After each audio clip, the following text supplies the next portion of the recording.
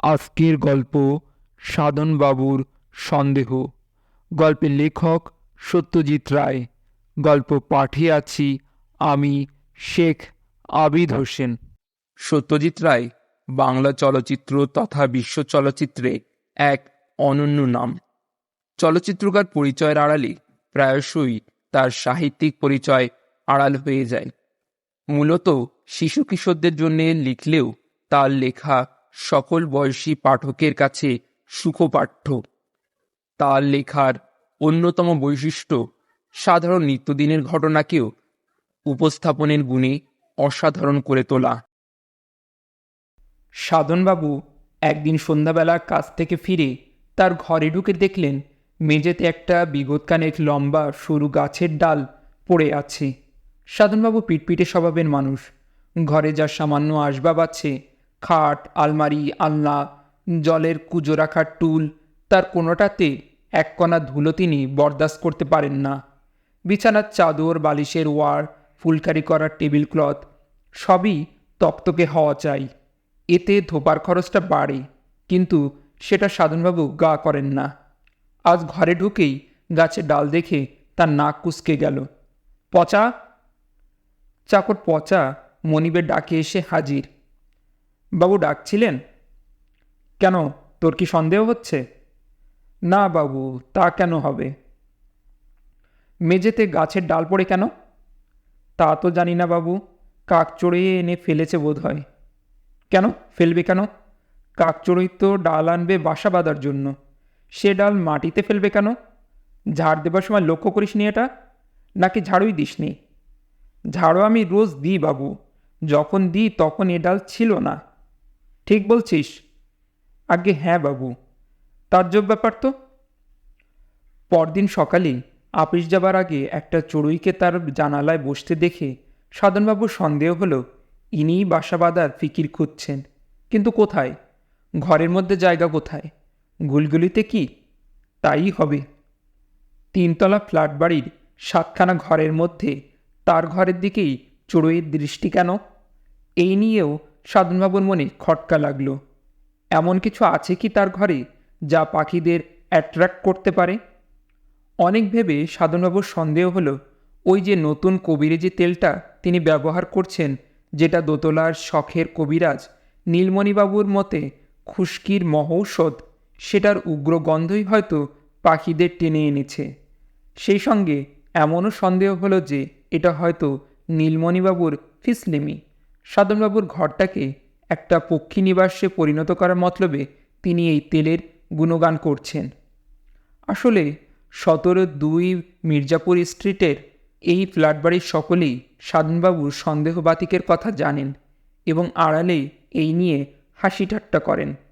আজ কি সন্দেহের উদয় হলো আপনার মনে?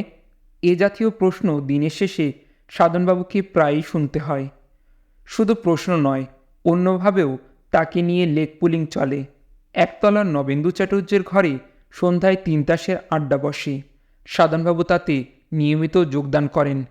সেদিন যেতে নবেন্দুবাবু তাকে একটা দলা পাকানো কাগজ দেখিয়ে বললেন, দেখুন তো মশাই, এ থেকে কিছু সন্দেহ হয় কি না? এটা জানালা দিয়ে ফেলে দিয়ে গেছে। আসলে কাগজটা নবেন্দুবাবুরই মেয়ে মিনির অঙ্কের খাতার একটা ছেঁড়া পাতা।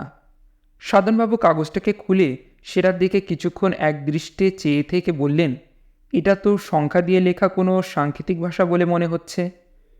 নবেন্দুবাবু কিছু না বলে চুপটি করে চেয়ে রইলেন সাধনবাবুর দিকে। কিন্তু এটা তো মানে করা দরকার, বললেন সাধনবাবু। ধরুন এটা যদি কোনো হুমকি হয় তাহলে? সংকেতের পাঠোদ্ধার হয়নি অবশ্য, কিন্তু সেটা বড় কথা নয়। কথা হলো এই কাগজের দলা থেকে সাধনবাবুর সন্দেহ কোন কোন দিকে যেতে পারে সেইটে দেখা। সাধনবাবু বিশ্বাস করেন যে গোটা কলকাতা শহরটাই হলো ঠক, জুয়োচোর, ফন্দিবাজ, মিথ্যেবাদীর ডিপো। কারোর ওপর ভরসা নেই, কাউকে বিশ্বাস করা চলে না। এই অবস্থায় একমাত্র সন্দেহই মানুষকে সামলে চলতে সাহায্য করতে পারে। এই সাধনবাবুই একদিন আপিস থেকে এসে ঘরে ঢুকে তার টেবিলের ওপর একটা বেশ বড় চারচৌকো কাগজের মোড়ক দেখতে পেলেন। তার প্রথমেই সন্দেহ হলো সেটা ভুল করে তার ঘরে চলে এসেছে। এহেন মোড়ক তাকে কে পাঠাবে? তিনি তো এমন কোনো পার্সেল প্রত্যাশা করেননি। কাছে গিয়ে যখন দেখলেন যে মোড়কের ওপর তার নাম নেই, তখন সন্দেহটা আরও পাকা হলো। এটা কে এনে রাখল রে? চাকর পচাকে ডেকে জিজ্ঞেস করলেন সাধনবাবু। আজ্ঞে, একজন লোক ধনঞ্জয়ের হাতে দিয়ে গেছে দুপুরে এসে। আপনার নাম করে বলেছে আপনারই জিনিস। ধনঞ্জয় একতলার ষোড়শীবাবুর চাকর। কি আছে এতে, কে পাঠিয়েছে, সেসব কিছু বলেছে? আজ্ঞে, তা তো বলেনি। বোঝো। সাধনবাবু কাঁধের চাদরটা আলনায় রেখে খাটে বসলেন। রীতিমতো বড় মোড়ক, প্রায় একটা 5 নম্বর ফুটবল ঢুকে যায় ভিতরে। অথচ কে পাঠিয়েছে জানার কোনো উপায় নেই। সাধনবাবু খাট থেকে উঠে এগিয়ে গিয়ে মোড়কটা হাতে তুললেন। বেশ ভারী, কমপক্ষে 5 কিলো। সাধনবাবু মনে করতে চেষ্টা করলেন শেষ কবে তিনি এই জাতীয় মোড়ক পেয়েছেন। হ্যাঁ, বছর 3 আগে খড়দায় তার এক মাসিমা থাকতেন। তিনি পাঠিয়েছিলেন আমসত্ত্ব। তার মাস 6 মধ্যেই সেই মাসিমার মৃত্যু হয়। আজ সাধনবাবুর নিকটাত্মীয় বলতে আর কেউই অবশিষ্ট নেই। পার্সেল কেন, চিঠিও তিনি মাসে 2-1টার বেশি পান না। এই মোড়কের সঙ্গে একটা চিঠি থাকা অস্বাভাবিক হতো না, কিন্তু তাও নেই, কিংবা হয়তো ছিল। সাধনবাবুর সন্দেহ হলো ধনঞ্জয়ের অসাবধানতা হেতু সেটি খোয়া গেছে। একবার ধনঞ্জয়ের সঙ্গে কথা বলা দরকার। তাকে ডেকে পাঠানো অনুচিত হবে মনে করে সাধনবাবু নিজেই নিচে গেলেন। ধনঞ্জয় উঠোনে বসে হামানদিস্তায় কি যেন ছেঁচছিল। সাধনবাবুর ডাকে উঠে এলো। আজ তোমার হাতে কেউ একটা পার্সেল দিয়ে গেছিল আমার নাম করে? আজ্ঞে হ্যাঁ। সঙ্গে চিঠি ছিল? কই না তো। কোত্থেকে আসছে সেটা বলেছিল? মদন না কি জানি একটা নাম বললেন। মদন? তাই তো বললেন। মদন নামে কাউকে চেনেন বলে মনে করতে পারলেন না সাধনবাবু। কি বলতে কি বলেছে লোকটা কে জানে। ধনঞ্জয় যে একটা গবেট সে সন্দেহ অনেক দিনই করছেন সাধনবাবু। চিঠিপত্তর কাগজ টাগজ কিছু ছিল না সঙ্গে? একটা কাগজ ছিল, তাতে বাবু সই করে দিলেন। কে, ষোড়শীবাবু? আজ্ঞে হ্যাঁ, কিন্তু ষোড়শীবাবুকে জিজ্ঞেস করে কোনো ফল হলো না। একটা চিরকুটে তিনি সাধনবাবুর হয়ে সই করিয়ে দিয়েছেন বটে, কিন্তু সেটা কোথা থেকে এসেছিল খেয়াল করেননি। সাধনবাবু আবার নিজের ঘরে ফিরে এলেন। কার্তিক মাসের সন্ধ্যা, শীতটা এর মধ্যে বেশ অনুভব করা যাচ্ছে। সামনে কালী পুজো, তার তোড়জোড় যে চলছে সেটা মাঝে মাঝে বোমা পটকার দুম। পাড়াতেই একটা বোমা ফেটেছে, আর সেই মুহূর্তে খাটে বসা সাধনবাবুর সিদ্ধারাপ দিয়ে একটা বিদ্যুৎ খেলে গেল। টাইম বোমা। ওই মোড়কের মধ্যে টাইম বোমা নেই তো, যেটা নির্দিষ্ট সময়ে ফেটে তার ইহজগতের লীলা সাঙ্গ করে দেবে। এই টাইম বোমার কথা ইদানিং খুব শোনা যাচ্ছে। সারা বিশ্বে সন্ত্রাসবাদীদের এটা একটা প্রধান অস্ত্র। কিন্তু তাকে বোমা পাঠাবে কে, কেন? প্রশ্নটা মনে আসতেই সাধনবাবু উপলব্ধি করলেন যে ব্যবসায়ী হওয়ার ফলে তার শত্রুর অভাব নেই। কন্ট্রাক্ট পাবার জন্য তোষামত ধরাধরি তাকেও করতে হয়, তার প্রতিদ্বন্দ্বী ব্যবসায়ীদেরও করতে হয়। যদি তিনি পেয়ে যান সে কন্ট্রাক্ট, তাহলে অন্যরা হয়ে যায় তার শত্রু। এ তো হামেশাই হচ্ছে। পচা। ডাকটা দিয়েই বুঝতে পারলেন যে তার গলা দিয়ে পরিষ্কার আওয়াজ বেরোচ্ছে না। গলা শুকিয়ে কাঠ হয়ে গেছে, কিন্তু তাও পচা হাজির।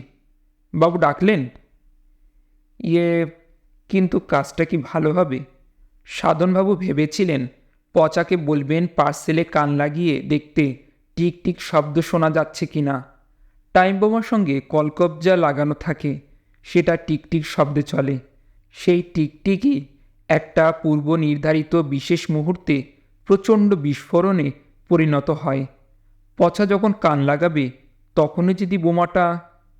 সাধনবাবু আর ভাবতে পারলেন না। এদিকে পচা বাবুর আদেশের জন্য দাঁড়িয়েই আছে। সাধনবাবুকে বলতেই হলো যে তিনি ভুল করে ডেকেছিলেন, তার কোনো প্রয়োজন নেই। এই রাতটা সাধনবাবু ভুলবেন না কোনো দিন। অসুখে বিসুখে রাত্রে ঘুম হয় না, এটা স্বাভাবিক, কিন্তু চরম আতঙ্কে এই শীতকালে ঘর্মাক্ত অবস্থায় সারা রাত ঠায় বিছানায় বসে কাটানোর অভিজ্ঞতা তার এই প্রথম। কিন্তু সকাল পর্যন্ত যখন বোমা ফাটল না, তখন কিছুটা আশ্বস্ত হয়ে সাধনবাবু স্থির করলেন যে আজই সন্ধ্যায় মোড়কটা খুলে দেখতে হবে তার মধ্যে কি আছে। তার নিজেরও মনে হয়েছে যে তার সন্দেহটা মাত্রা ছাড়িয়ে যাচ্ছে। কিন্তু সন্ধ্যাবেলা এমন একটা ঘটনা ঘটল যে সাধনবাবুর আর মোড়ক খোলা হলো না। অনেক লোক আছে যারা খবরের কাগজের আদ্যপান্ত না পড়ে পারে না। সাধনবাবু এই দলে পড়েন না। প্রথম এবং মাঝের পাতার খবরগুলোর শিরোনামে চোখ বুলিয়েই তার কাগজ পড়া হয়ে যায়। আজও তার ব্যতিক্রম হয়নি। তাই উত্তর কলকাতায় খুনের খবরটা তার দৃষ্টি এড়িয়ে গেছে। আপিস থেকে ফিরে একতলায় নবেন্দু চ্যাটার্জির ঘরে একটা বড় রকম দাপাদাপি চলছে শুনে কারণ জিজ্ঞেস করে তিনি ঘটনাটা জানতে পারলেন। পটুয়াটলা লেনে খুন, হত ব্যক্তির নাম শিবদাস মৌলিক। কথাটা শুনেই সাধনবাবুর একটা সুপ্ত স্মৃতি খোঁচা খেয়ে জেগে উঠল। এক মৌলিককে তিনি চিনতেন খুব ভালো করে। তার প্রথম নাম শিবদাস কি হতেও পারে। সাধনবাবু তখন থাকতেন ওই পটুয়াটলা লেনেই। মৌলিক ছিল তার প্রতিবেশী। 3 তাসের আড্ডা বসত মৌলিকের ঘরে রোজ সন্ধ্যায়। মৌলিককে কেন জানি মৌলিক বলেই ডাকত সবাই। আরও দুজন ছিলেন আড্ডায়, সুখেন দত্ত আর মধুসূদন মাইতি।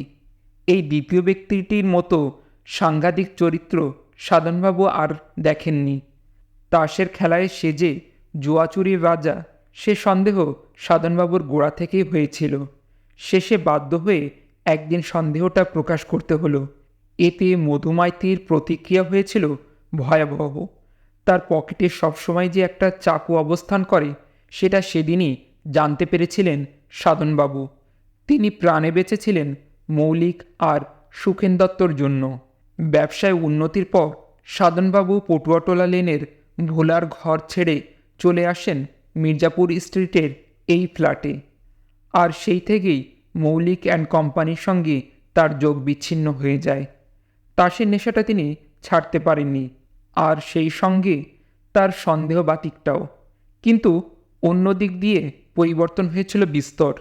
পোশাকে পরিপাট্য, বিড়ি ছেড়ে উইলস সিগারেট ধরা, নিলামের দোকান থেকে মাঝে মাঝে শখের জিনিস কিনে এনে ঘর সাজানো, পেন্টিং, ফুলদানি, বাহারের স্ট্রি, এসবই গত 5-7 বছরের ঘটনা। এই খুনের ঘটনার শিবদাস মৌলিক যদি সেই মৌলিক হয়, তাহলে খুনি যে মধুমাইতি সে বিষয়ে সাধনবাবুর কোনো সন্দেহ নেই। খুনটা কিভাবে হলো সাধনবাবু জিজ্ঞেস করলেন।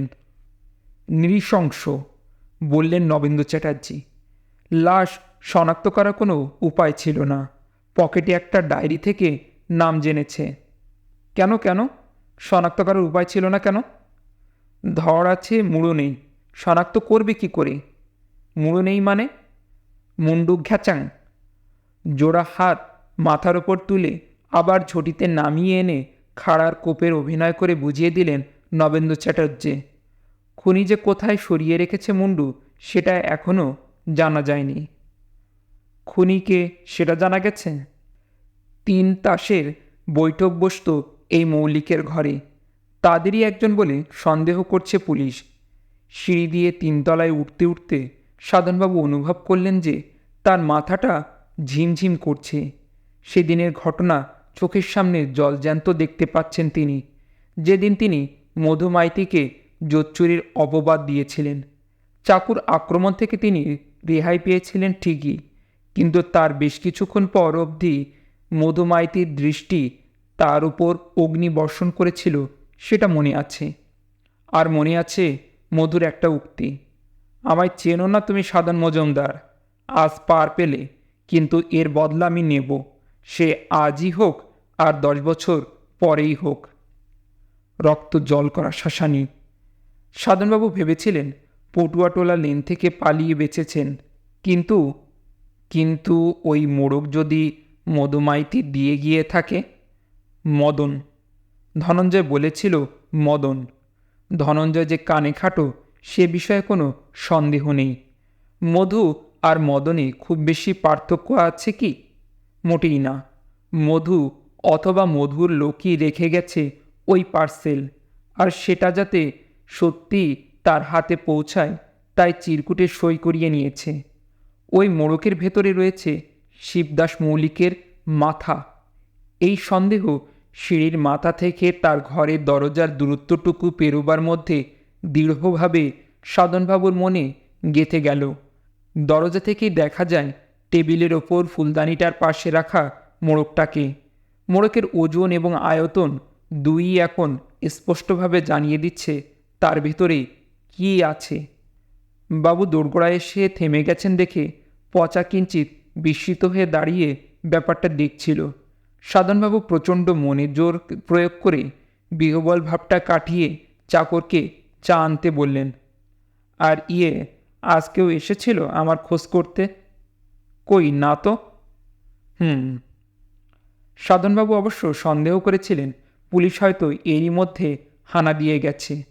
তার ঘরেই খুন হওয়া ব্যক্তির মুন্ডু পেলে তার যে কী দশা হবে সেটা ভাবতে তার আরেক দফা ঘাম ছুটে গেল। গরম চা পেটে পড়তে সামান্য বল যেন ফিরে পেল। যাক, অন্তত টাইম বোমা তো নয়। কিন্তু এও ঠিক যে এই মুন্ডু সমেত মোড়কটিকে সামনে রেখে যদি তাকে সারা রাত জেগে বসে থাকতে হয় তাহলে তিনি পাগল হয়ে যাবেন। ঘুমের বড়িতে ঘুম হলো ঠিকই, কিন্তু দুঃস্বপ্ন থেকে রেহাই পাওয়া গেল না। একবার দেখলেন মুন্ডুহীন মৌলিকের সঙ্গে বসে তিনি তাস খেলছেন, আরেকবার দেখলেন মৌলিকের ধড়বিহীন মুন্ডু তাকে এসে বলছে, দাদা, এই বাক্সে প্রাণ হাঁপিয়ে উঠেছে, দয়া করে মুক্তি দিন আমায়। বড়ি খাওয়া সত্ত্বেও চিরকালের অভ্যাস মতো 5:30টায় ঘুম ভেঙে গেল সাধনবাবুর। হয়তো ব্রাহ্ম মুহূর্তের গুণে সংকট মোচনের একটা উপায় সাধনবাবুর মনে উদিত হলো। মুন্ডু যখন তার কাছে পাচার করা হয়েছে তখন সে মুন্ডু অন্যত্র চালান দিতে বাধাটা কোথায়? তার ঘর থেকে জিনিসটাকে বিদায় করতে পারলেই তো নিশ্চিন্ত। ভোর থাকতেই অন্য কাজ সারার আগে বাজারের থলিতে মোড়কটা ভরে নিয়ে সাধনবাবু বেরিয়ে পড়লেন।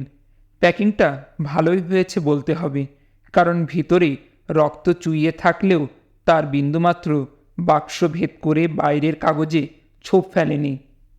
বাসে উঠে কালীঘাট পৌঁছাতে লাগলো 25 মিনিট। তারপর পায়ে হেঁটে আদিগঙ্গায় পৌঁছে একটা অপেক্ষাকৃত নিরিবিলি জায়গা বেছে নিয়ে হাতের মোড়কটাকে সবেগে ছুঁড়ে ফেললেন নদীর মাঝখানে। ঝপাত, ধুস। মোড়ক নিশ্চিহ্ন, সাধনবাবু নিশ্চিন্ত। বাড়ি ফিরতে লাগলো 35 মিনিট।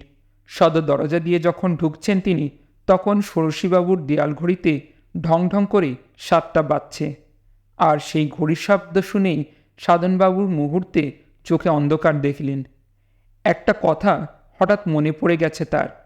কদিন থেকেই বারবার সন্দেহ হয়েছে তিনি যেন কি একটা ভুলে যাচ্ছেন। 50-এর পর এ জিনিসটা হয়। এ কথা নীলমণিবাবুকে বলতে তিনি নিয়মিত ব্রাহ্মী শাক খেতে বলেছেন। আজ আধ ঘন্টা আগেই বেরিয়ে পড়তে হলো সাধনবাবুকে, কারণ যাবার পথে একটা কাজ সেরে যেতে হবে। রাসেল স্ট্রিটে নিলামের দোকান মডার্ন এক্সচেঞ্জে ঢুকতেই একগাল হেসে এগিয়ে এলেন মালিক তুলসীবাবু। টেবিল ক্লকটা চলছে তো? ওটা পাঠিয়েছিলেন আপনি? বাড়ি, আমি তো বলেইছিলাম পাঠিয়ে দেব, সেটা পৌঁছায়নি আপনার হাতে? হ্যাঁ, মানে আপনি 500 টাকা আগাম দিয়ে গেলেন। এত পছন্দ আপনার, আপনি পুরনো খদ্দের কথা দিয়ে কথা রাখবো না? তা তো বটেই, তা তো বটেই। দেখবেন ফার্স্ট ক্লাস টাইম রাখবে ও ঘড়ি। নামকরা ফরাসি কোম্পানি তো, জিনিসটা জলের দরে পেয়ে গেছেন, ভেরি লাকি। তুলসীবাবু অন্য খদ্দের দিকে এগিয়ে যেতে সাধনবাবু দোকান থেকে বেরিয়ে এলেন। জলের দরের ঘড়ি জলেই গেল। ভালো বদলা নিয়েছে মধুমাইতি, তাতে সন্দেহ নেই। আর মডার্নকেই যে মদন শুনেছে ধনঞ্জয়, তাতেও কোনো সন্দেহ আছে কি?